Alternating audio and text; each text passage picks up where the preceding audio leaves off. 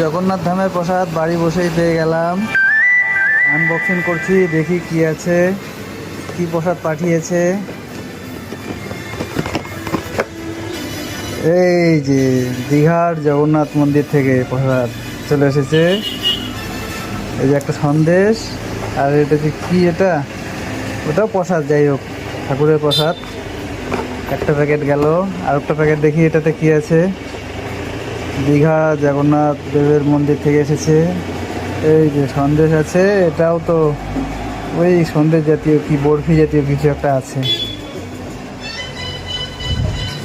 এই যে দুটো প্যাকেট এসেছে, দুটো প্যাকেট পেয়েছি আমি। খুব হ্যাপি, খুব খুশি আমি, জগন্নাথ দেবের প্রসাদ পেয়েছি। আপনারা কি পেয়েছেন বন্ধুরা? কমেন্ট করে জানাবেন অবশ্যই, না পেলে জানাবেন, পাঠিয়ে দেবো।